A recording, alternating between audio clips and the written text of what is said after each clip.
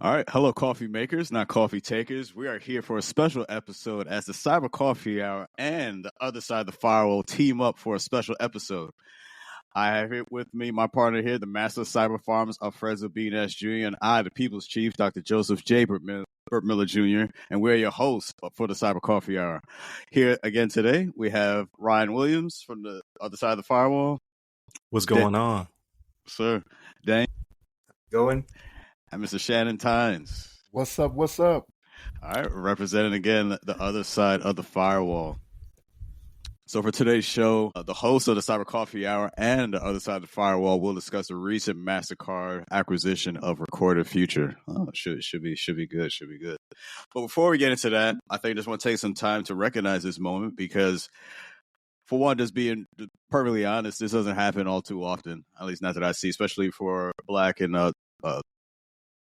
people of color, doing this, content creators doing this type of thing, and just don't really see it, to be honest. So maybe just go around the virtual room. Maybe start with Ryan. Just want to share just like your journey into the space, into podcasting, and being able to just find this type of community where you're do this work and know that you're feeding back in, you're giving back.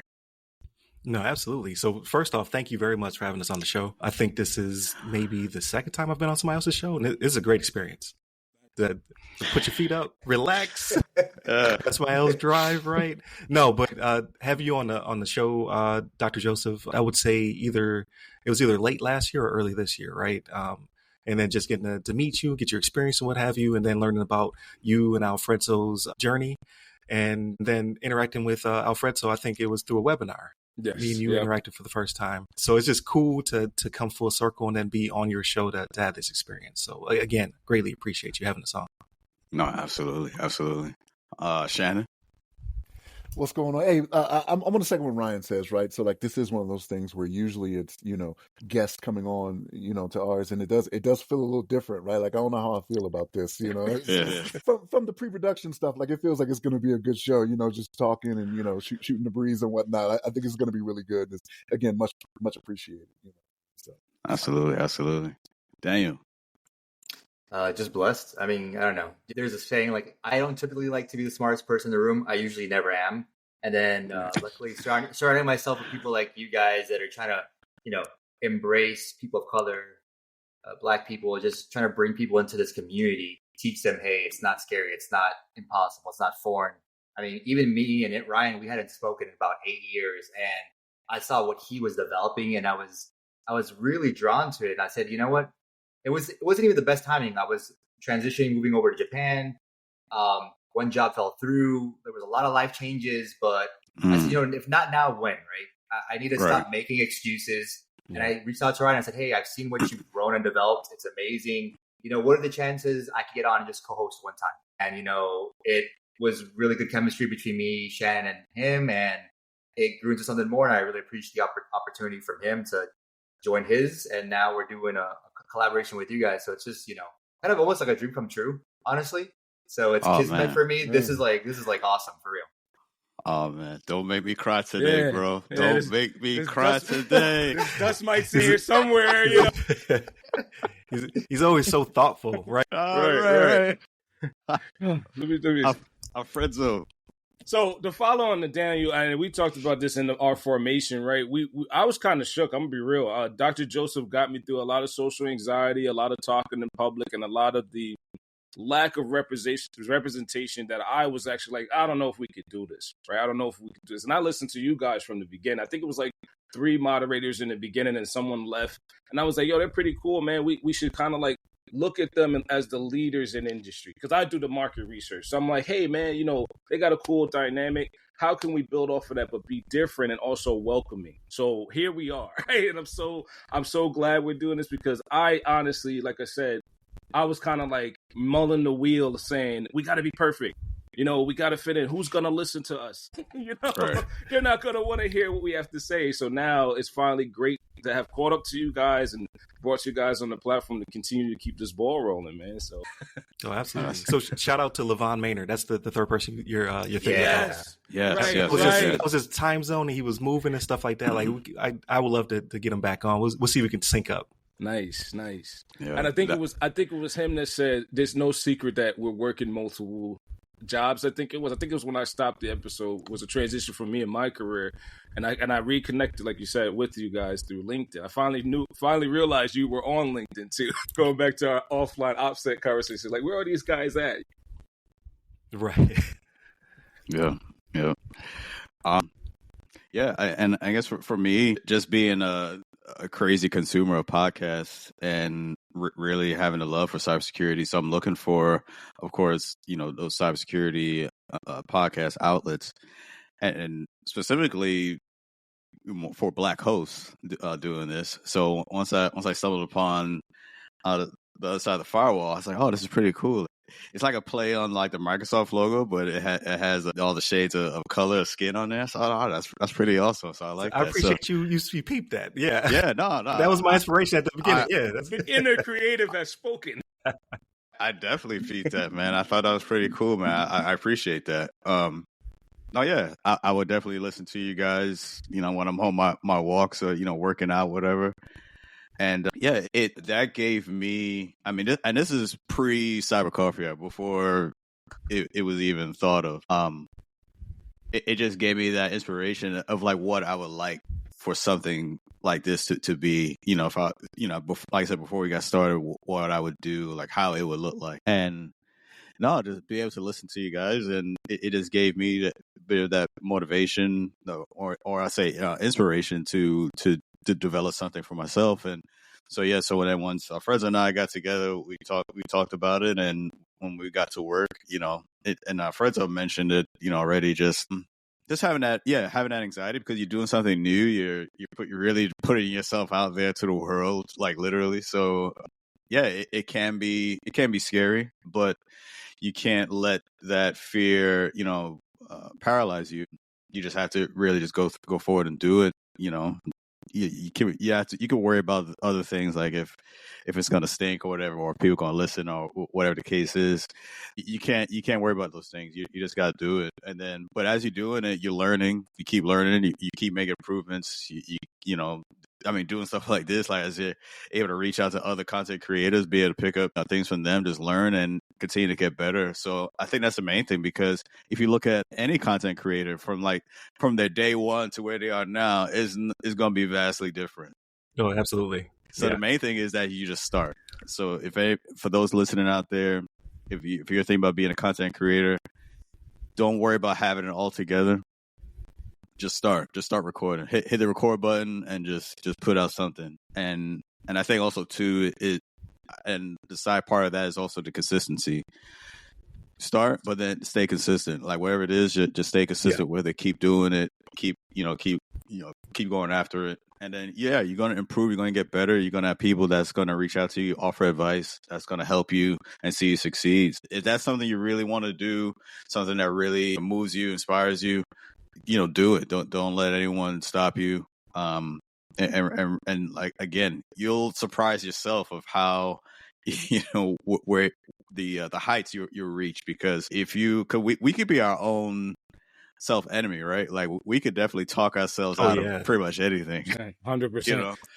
So we have to learn to rise above that and understand, like, hey, this is something I really want to do. Yeah, I may suck on day one, but when I get to day 100, I'm going to be much better. You know what I'm saying? And then keep learning after that. So I'm very appreciative. Oh, no, go ahead. I'll tack on too. It just dawned on me. We had that analysis paralysis looking at the podcast industry, right? So we said, hey, one thing that Dr. Joseph helped me get over is who doesn't want this message. I kept like recycling that in my brain. And then now I know, I looked at the incumbent, you guys in the industry, and Hacker Valley. And then we started to say, well, they're pretty exciting. And then what's missing from this industry? How can we fit in? So we got tired of like the boring, like which newsreels and the consistent updates from high-level CISOs, and we started to say, hey, how can we disrupt that to fit into this industry? So once we locked that in, that helped me, especially in both of us, get over that fear and get out there. So like looking at the industry and saying, well, it's missing me, it's missing the coffee hour, and I can assist those in the industry without disruption, like in the startup world. Hey, let's get it done, right? So that was the aha achieve moment, like Dr. Joseph said, let's record, let's just get it out there. And then we formed up as an organization. So listening to you guys, listening to other podcasters, we said, hey, if there's anyone that wants to stop the message out, we'll be bolstered to handle that as a company. Right. So that was the dawning moment for us. Like, hey, we could take that on the company and just keep rolling. Like, take the hit and keep rolling, pretty much. Yeah, if I may, just a note on anxiety. I would say if you are a person out there who is anxious, right? Because who isn't, especially coming out of the pandemic. So that was the inspiration to finally, that was the final push, right? Like I was still active duty. I arrived to Turkey, and Turkey wasn't playing, like Florida was wide open when I left Florida. But when I arrived to Turkey, they were like, you will leave the terminal, you'll go straight to your hotel room for 2 weeks, and you will not pass go, do not collect $200, right? Oh, man. So wow. like, I went to full lockdown. I went straight, like the middle of the night. I was on a bus from the terminal to my hotel room, and I didn't leave it. So just 4 walls, and I reached out to Shannon, I reached out to Levon, and I was like, hey, I got this idea, can we make this happen? Just for my own outlet, right? You're right. And then that kind of grew from there. Like, cause I'm a person who does suffer from anxiety, and I've met so many people through the podcast that then I can, I already have that comfortability. I've already had that feedback from them. I kind of already know their personality. So then when I do meet them in real life at conventions and things of that nature, I at least have one person or a group of people I know before I'm overwhelmed by the masses, so to speak, right? So if you are an anxious person or a shy person, I would say podcasting is a good outlet to get rolling. Nice. He doesn't come off that way in person. Like if you ever meet him in person, like he stares you dead in your eyes when he's talking to you. He's got great eye contact where you're like, is there something in my eyes? Like it doesn't come off that way at all. If you send the pheromone out, now it's like awkward, right? Right. It's a Mike Tyson mentality, right? Like Mike Tyson said when he entered the ring, he never broke eyes with his opponent. Oh, like I make sure you're seeing me, I'm seeing you. Yeah, that is hilarious, man. It is. Awesome. Well, again, gentlemen, it's a pleasure doing this with you. And hopefully this won't be the last. We'll be able to do more of these multiverse episodes. So, again, we got to avoid the TVA now. They're going to be looking for us. Right, yeah. They're going to jump through the portal and come get us, No, but again, this is a big moment. So I just want to take a little time just to recognize it. So, again, it's a pleasure doing this with you all. All right, so let's get into it. So for the discussion for today, the article that we're looking at, so MasterCard invested in continued defense of global digital economy with the acquisition of Recorded Future. So MasterCard, essentially, they've agreed to acquire Recorded Future. So they're a global threat intelligence company from Insight Partners for $2.65 billion. Wow. So this acquisition significantly expands MasterCard's cybersecurity capabilities and reinforces its commitment to securing the digital economy. I'm going to open this up to you gentlemen. I guess we'll start with Ryan. And, what are some of the things that maybe your first thoughts when you hear about this acquisition? So for me, it's one of those situations where I read an article and I'm like, it's kind of benign. It's kind of like, so what, right? MasterCard's a humongous corporation. They decided to buy this company. But then when I saw that Recorded Future was the world's largest threat intelligence company, that's when I started to pique my interest. I was like, I've never heard of you. But yet you are the world's largest, and you have all these hooks into governments and into the Department of Defense as well. And that's when I started to really pique my interest. Like MasterCard now has an infinity stone, so to speak, right? To go off the multiverse. Yeah. Joke, but not seriously. Like they have a weapon at their disposal because, as we know, right, there's the big three. And now I'm on the spot, I can't remember it. So I know it's MasterCard, Visa, and I forget who the third one is. It's like Euro somebody or something. I thought it was Discover. So there's another one that's Europe and Africa. Okay. I can't remember their name off the top of my head because of the chip on our card, right? So the chip started over in Europe, and it was the big three decided to go that route because they wanted to take off the raised numbers off the card as well as the strip was the plan. They wanted to go chip only. So you'd have the card, so something you have, the chip for authentication, and then the PIN, something right? It was the theme. Just it was not adopted well in the States. So when I was overseas, I used to travel to Germany and Morocco a lot. I would see a lot of card readers, right? Like tap and things of that nature before they were ever in the States. It's because the adoption in the States was so slow because it cost money. And then, there's just a difference of mentality, right? Over there, socialism and things of that nature. It was like, how do we protect our citizenship as well as the bottom line for these big credit card companies? In the States, it was like, no, mom and pop is not going to upgrade their card reader, right? So our adoption was very much slower, and to the point where the strip is still on the card. Like it still exists because everybody still does not have a tap type situation. But I kind of digress on that point, right? It's more of, I didn't know they existed, especially to the point that they were. And it's good to see that MasterCard did pull them into the fold, because credit card schemes and scams and things of that nature are so high. It does cost a pretty penny, right? They lose trillions of dollars a year in these fraudulent things, and they usually pay up. So a lot of people like myself have switched over to primarily credit cards in order to not have to deal with our banking institutions, which will sometimes deny your refund, right? They'll be like, oh, well, you left the door open, or you didn't have possession of your card or something like that. A credit card company will just pay you. But where's that money come from, right? It's coming off the backs of everyone else. The interest rates go up, things of that nature, right? APRs are soaring because of it. So if we want to kind of deflate that, then things like this have to be done. But those are my scattered thoughts. So Ryan, to your point of what you were talking about, right? So like in America, a lot of things don't get implemented unless you can make money from it, right? So like I can remember 15 years ago when I was stationed in Korea. No, it's true. It's very true. So 15 years ago when I was in Korea, and I'm pretty sure Japan was doing the same thing, I remember seeing people, again, 15 years ago, with their phones paying for items. You know how we do like the pay from the phones and whatnot? That was long before it was adapted in the United States. Again, because it would cost money, right? It wouldn't make money, right? It's not one of those things where, and that's kind of, I don't know. It's just, it's the way we are in America, right? Like if you can't make money, why do it, right? And then they'll wait. Like they'll wait for the technology to not be new anymore, and then it gets less expensive, kind of like how I do with my electronics, right? Like I ain't buying the brand new thing. Yeah, I'm recycling. There, right? Like, what's this pre-used you talking about over here, Best Buy? Pre-certified, right? Yeah, pre-certified. Yeah. What is this you're talking about? I'm gonna pay less. Okay, let's make that happen. No, like the reason MasterCard did this. To get back to the article, the reason MasterCard did this, right? They had, as of 2023, $25.1 billion in revenue, right? You want to protect that. You don't want to become a mark, right? Like everybody else out there, right? To where you're paying ransoms and you're doing all these things. So this is a step forward in the right direction. They're getting ahead of the game, right? I'll say this: they're getting ahead of the game to again protect their money, right? Like they're not doing it because they care about cybersecurity so much, right? Let's be real here, right? Like, actually, I will on that topic, on that point that you're making there. I am blanking on the name of the company. It was the phone company that was kind of really big before the Apple. You guys remember what? Motorola? It was either Motorola or one other ones. It had like the little ball on the cell phone. BlackBerry? Yeah, so BlackBerry. Oh, so yeah. Yeah. So BlackBerry, went into cataclysm when Apple came out. They pivoted and they actually became a cybersecurity company. Mm-hmm. And they for a while there, they were actually very, very strong. And because of this article, I kind of did a deep dive and looked at what is MasterCard's cybersecurity portfolio. They got a pretty strong one. They got a bunch of companies and things that I didn't know they really had for advanced threat intelligence and AI adaptation on how they look at the heuristics of monitoring of credit scores and accounts and things like that.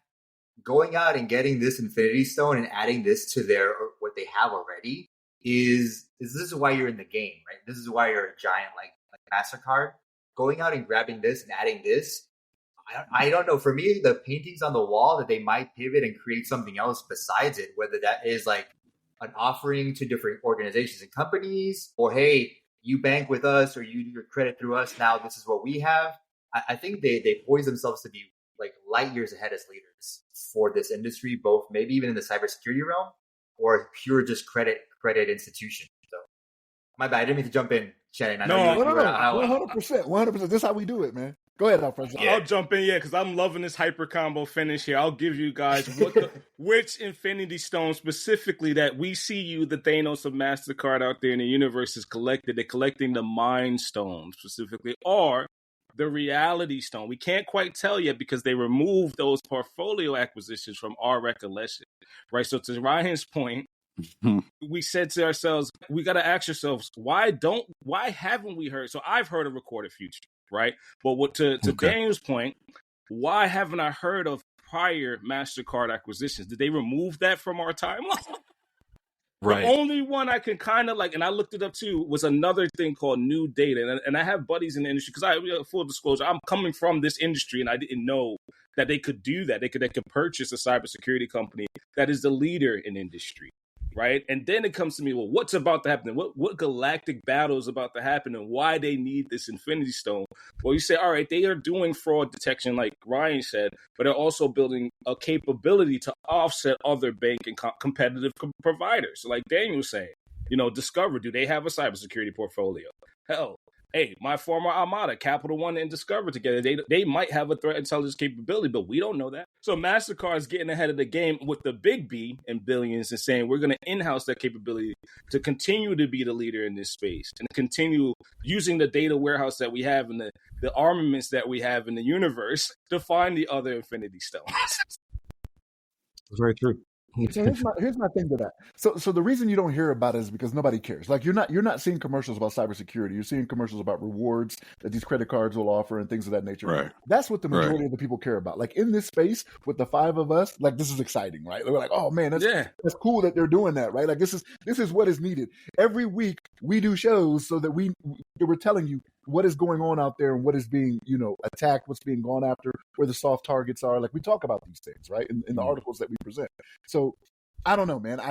Daniel, I hear what you're saying, but I still think it's all about the money, right? The revenue. Right. If it don't make dollars, it don't make sense. Right. But I'll say on that. Go. Real quickly, let me go, Daniel, because I'll pivot to you, right? The money is always the bottom denominator, and then there's conquest. Right? Like acqui-hire. So there's a book called The New Kingmakers. It's exactly about what we're talking about, what we don't know in cybersecurity, to why they buy the technology instead of building it themselves. There's definitely, and it's exciting for me, but it's also that moment like, how the Avengers lost the Infinity War and they're like, we got to go find Thanos now. We got to go after Thanos and go and augment the timelines, because as a cybersecurity professional, MasterCard kind of has me worried to why they need this fraud detection capability. What's out there in the universe that we don't know about as cybersecurity professionals? Because, I don't pay enough to the bank processing, money movement, the PayPals of the world, the Plaid of the world, all the folks that are in their particular realm, in their multiverse, don't have this capability now. And they bought the leader. Like, I could give you a few, right? Threat Connect, Anomaly, right? Open CTI. These folks are in that same space and still exist in the universe. Why did they take the leader of threat intelligence out? And for your record, they own the Cyberwire podcast, right? So Recorded Future sponsors and owns the Cyberwire podcast. So now they have a podcast capability. That's very interesting too. Right. Hey, please do. Yes. To Shannon's point, please leave the duffel bag here. Yeah. And but you actually hit on a point that I wanted to make too, because I looked at that. Why not CrowdStrike or some of the bigger name ones? Why Recorded Future, which is the industry leading? And I had to do a deep dive, what sets them apart. And I didn't know this. Their analytics for preemptive intelligence. Yeah, proactive. Yeah, 100%. Yes. So, and it's true. It was funny because I met an old friend of mine. He works in the blue-red team space before he transitioned to another career field now. But, even he was saying that cybersecurity is so reactive in nature sometimes that he had coworkers that were just getting burnt out because it's just breach after breach after breach. At the end of the day, they were like, why are we even doing this? We're just getting ransomware, no matter what kind of tools we have at our disposition. It was never enough. But Recorded Future has a very good use case and platform where they're very proactive on tailoring their intelligence gathering and letting whatever specific industry they're in, let them know, hey, these are the things you need to do before anything even happens to you, so it won't happen to you.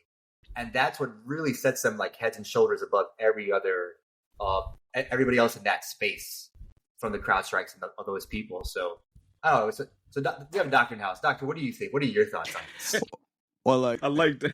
so, like for one, I was familiar with Recorded Future, but I was not familiar of their wide reach. So this was enlightening to me. And I guess one of the questions that I come up with is for one, are we going to see something similar? Maybe not so much as an acquisition, but even like maybe just like partnerships. Maybe like other banks maybe start doing this type of thing to try to bolster their cybersecurity presence. And then what is that going to look like for the end user? Like what are so because I feel like when it comes to like when we talk about breaches, these things happen. It's you're not even surprised anymore when it happens because you pretty much almost expect it. So now, will this put more onus on, let's say, MasterCard? So if there is a breach, you're working with a cybersecurity leader and you still got breached, like what's going on? Like, will they be put themselves? Is this more of a risk that they're taking on?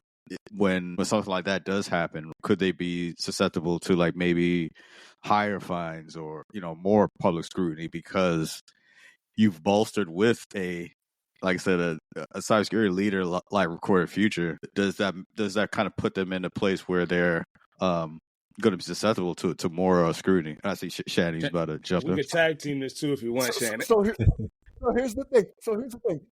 They have to do a better job of advertising. It's about minimizing risk, right? Like that's what needs to be understood, right? So like from us, we know there's not a 100% solution. Well, let me say the 100% solution is to stay off of everything and become a Unabomber living out in the woods somewhere. That's just not, it's not reality. I'm just saying, right? But that's what they have to do a better job of advertising. Like even though they've made this big splash, like yes, I think they have made themselves a target, right? Because now this is one of those things where like. You got all these hackers out there now. They're out there doing the Birdman. They're like, "Oh, for real? They're like, this is what you're doing?" We got credit card data. We got approval rates. We have to get all of this, right? So they just need to do a better job of promoting, hey, understand that because of this acquisition, we're looking at minimizing risk. There is no 100% solution because we say it all the time. There just isn't. You know what I'm saying? Alfredzo, what were you going to say? Yeah, I'll tag into that. So to Dr. Joseph's point, and this is going to, knock on my door a little bit. I used to work at a wonderful place called Capital One. Shout out to them. Don't send us any letters. Just send us the bag, right? They want the smoke. Let me just be really, really, really, really serious. MasterCard wants that smoke, and they want other banks to say, come to me when you have a problem. I'll give you the threat intelligence now. I'll pair up with the ISAC because your platform may or may not fall short. And I'm thinking, I have them in the back of my mind because to your point, you don't see really banks buy cybersecurity solutions, but they do buy other banks. So they do buy other capabilities that say, thinking the one that comes to mind, the big boy in the room is Goldman Sachs, right? Do they have this capability? They're well in the industry. They're the incumbent. Capital One and Discover, Snowflake, right? They're all getting their arsenal together because when this stuff hits the fan, when the shit hits the fan, they want to be the leader to say, we have all the fraud intelligence that you need. Now, let's get a little salty too, right? Does Visa have that capability? We do. Come to us, continue to rely on us as the incumbent. And when the government comes knocking and says, who has this capability to show me where the fraud is? Only one stands out and comes to mind starting now. Right. And then the other threat intelligence folks have to get in lockstep and say, well, wait, what do we do? Do we partner? Like to your point, do we partner up with a bank? Which one? And then why is it so important to your point, Shannon, when I have a car approval, appraisal on our house, I'm shaking thinking about it, right? New address, whatever we do to get approved and credit and a breach happens, who has my back? We said this on another episode, Dr. Joseph. Which company is going to have our back when that happens? MasterCard saying I'm about that life. I'm going to have who it is, what it is, which bank did it, their address, their retina scan, all on Recorded Future because I did it proactively and preemptively. So hand me the fine, right? Hand me the fine and I'll insulate this from the other guys who may not be able to have this capability. And I'll set the standards. So I'm a big guy about industry standards. When there's absence of regulation, a compliance hit. My shout out to Tammy Allen who taught me this, right? Tammy Allen and I worked at the same place. She taught me that there aren't many people that can find the bad guy and say this is a legit synthetic hit. They have something called a synthetic, profile where these guys fake like they're Shannon and me who try to maintain our OPSEC because we do that. And then they go and get approved for a house. Well, MasterCard said, we see them. They're not who they are. That's not Shannon and Al. That's this other person who just got, $100 million credit line approval. Who else are they using? Are they using JP Morgan? Yeah. Are they using, what are the Fidelities of the world? The insurance folks might get in the game too, because they can't do this. So they're the disruption we're seeing now, who we didn't know, right? As cybersecurity professionals, to set the pace. They're like the pace car in the race now. Like, y'all can catch up when the race starts, So some of the cybercrime. So cybercrime is projected to cost about $9.2 trillion globally in 2024. Whew. So working with Recorded Future, a couple of things that MasterCard aims to accomplish. They want to provide enhanced threat intelligence to its network of merchants and financial institutions. They want to develop more robust cybersecurity practices, drive synergies and intelligence gathering. And lastly, they want to expand its capability to anticipate and mitigate emerging threats across the payments ecosystem. So when I think about that, I wonder, as far as I always kind of look at things from the educational piece of things. Right. Do you think we'll see a shift in maybe or the advertising or promotion of PCI DSS, certification certificates, coupled with maybe AI given Recorded Future background on that? Do you think we'll start to see a shift in to trying to support, this type of venture? Like, we'll see more emphasis on maybe PCI DSS, more advertising, more promotion of it, as far as, or just to say how important it is to have this type of background. So, got it. Oh, I'm sorry. I was going to say, I think so, because there was just a recent revision, right? So PCI DSS went through more stringent change, and there's a lot to do with, the protection of your VLANs and data segmentation and more pen testing and things of that nature. So I do believe so. But I think just in general, there's a big shift within the field to be able to not only mitigate risk, but bounce back, right? So resiliency is very big right now. So me as a consultant out there, right, as I talk to people in the vCISO capacity, I'm hitting up their BIAs, right, business impact assessments. I'm hitting up their disaster recovery, their incident response plans. Like that's a big push right now, because it's not a matter of if you're going to be breached, it's when, right? Because like you said, $9.2 trillion crime does pay. It's not going to go away. People are going to continue to target companies until we stop paying them and until we better protect ourselves. So in the meantime, I think the major shift is going to be, how do you quickly bounce back? So that way you mitigate those risks, you stop leaking PII or PHI, and as well as you're able to not lose a lot of money in the recovery. So that's just my 2 cents. 100%. I'll take it real quick, Shan. I know you. I'll pass it to you next too. The thing that I see that I have not seen in the whole FS industry is the value add to attribution in PCI DSS now, right? So just reach out with me for a second, right? No one can add the attribution in the standard of that compliance to I did my know your customer, right? I had the intelligence on who got sanctioned, whose loans got approved, where they came from, the metaverse that they exist in, IP addresses, IOCs, file exchanges, bigger internet exchange, wire exchanges, excuse me, that's what the word I was thinking about. And now I can provide that when you have a compliance miss and hit. Because what's going to happen, and we all seen this in our stories that we covered, is they want to know the minute indictments are handed out. No other bank has that capability to give you that all source attribution on the wire today. So that's what I think MasterCard is literally continuing with their regular book of business and setting the standard up for the entire FS industry when there's a compliance hit and when people miss the goal in that compliance and the fine gets handed out. They can now provide that value add. To your point, I'm trying to increase the consultancy as well, but I can't think of anybody that has that attribution capability to say we have the threat intelligence ahead of time, to Daniel's point, and we're selling that. Right, they're going to sell that capability in the sector to everybody that uses MasterCard today. I mean, look at any bank that you have that's not Visa, it's MasterCard, right? So any bank can get, figure that out. They're going to provide that service on behalf of, let's just be real, the person in the room that we're not acknowledging in the regulated industry, the U.S. government. And the regulated industry, it all comes back, bubbles back up to the top to who has the capability I need right now. And how do I reach out to them, right, when there's an incident or a compliance gap, or when I need attribution to this fraud criminal network, right? This ring of people that consistently use MasterCard for malicious things. So, Dr. Joseph, to your point, so like I don't know if it's because of where I work and what I'm in. So, like I work with the DoD, I am seeing more of the PCI DSS being utilized, right? Like so, like I have a friend that works for a very very big company, right, and that works with the DoD a lot, and a lot of their people that are there. They are going into that realm, right? Like they're doing the sec dev ops and things of that nature and working with that. Like I am seeing it more, but again, it could be where I am. Because Daniel kind of pointed this out to me last week. Like we're in different scopes to where we see different things. I saw something differently from how he did, but it's because of where I'm at, right? And like there are different experiences I have in the DoD where I'm like, sometimes we'll do a show and I'm like, why isn't everybody doing this? Like I've been doing this for 20 plus years, right. you know. That happens a lot. There it is. And I'm like, like I've been doing.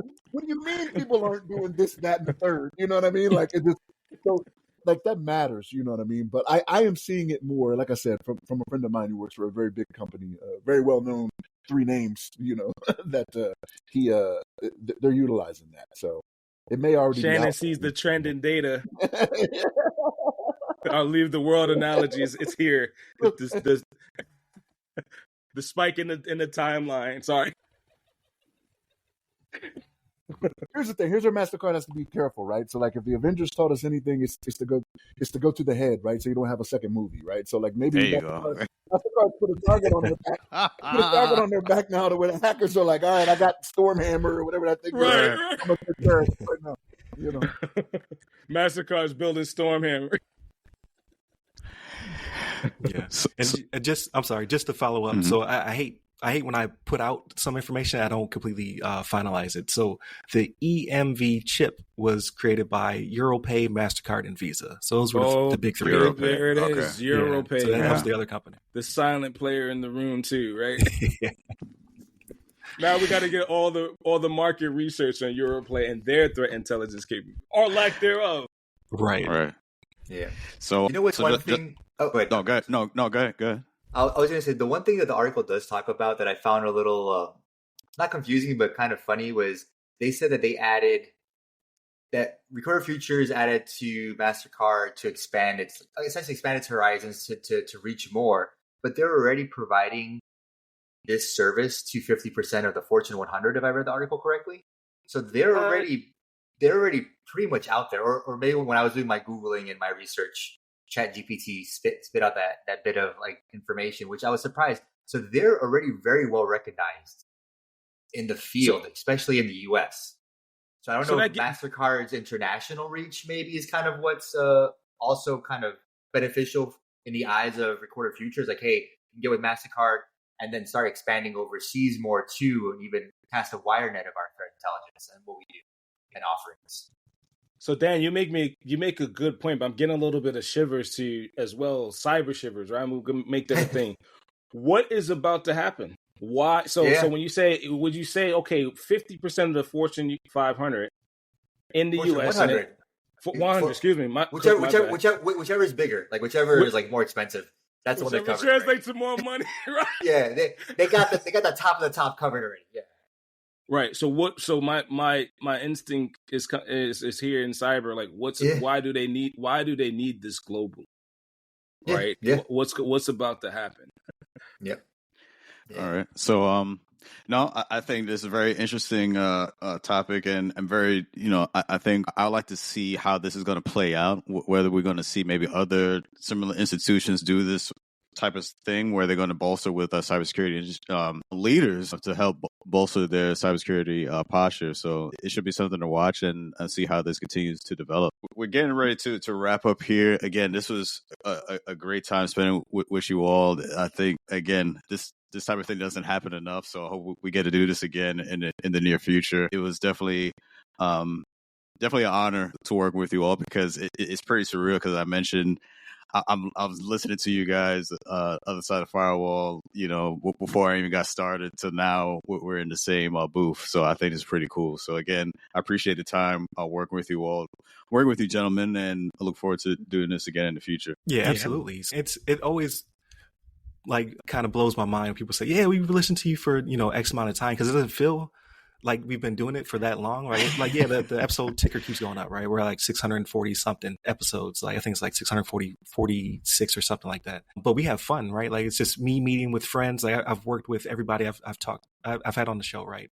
Aside from guests. So like my co-hosts, like I've worked with them for years. Like even though me and Daniel hadn't spoken in 8 years, we worked together for like 4 or 5 years. So it's just having a fun conversation with people of like mind and just making things palatable. Like this conversation should have been very boring, right? We're talking about credit card companies, interest rates, things of that nature, but it's fun. And I really do enjoy that. And I hope to obviously keep it going, but doing more collaborations with like you guys and just all the other podcasts are out there for people of color and women trying to join the field and things of that nature. Like there's a lot more of us than we perceive, right? And it's just a matter of just getting our voices out there. So absolutely. Again, I greatly appreciate you sharing this with your audience as well. No, absolutely. So as we just go quickly around the virtual room, just last thoughts before we sign off. Shannon? Loved it. I would love to do this again. This is awesome. Same. Sorry. I'm sorry. Same. I now don't feel like I'm by myself. It's great to like to your point earlier, Shannon. It's a great community. I'm glad we're here, and I hope to partner with you and continue to do future collaborations. Because now I don't feel by myself after 15 years. Right. Daniel. Awesome. Can't wait to do it again. Awesome. Well, again, gentlemen, thank you again. Definitely appreciate the time. And thank you to you, those listening to the show. Thank you for joining us for the special T1 episode of the Cyber Coffee Hour and the Other Side of the Firewall. The Cyber Coffee Hour is part of the Alive Podcast Network. Now, if you enjoyed this episode, explore more engaging content in the Alive Podcast Network app. The Other Side of the Firewall is a member of the Heroes Media Group, HMG, and the product of Ram Cyber LLC. By supporting this podcast and nearly 100 other Black hosted shows, you can enjoy ad-free listening while contributing to a diverse range of voices in the podcasting space. We appreciate your support and look forward to sharing more insightful conversations with you in our next episode. So until then, keep brewing those ideas and stay curious about cybersecurity. That's it. That's a wrap. We out of here. Peace.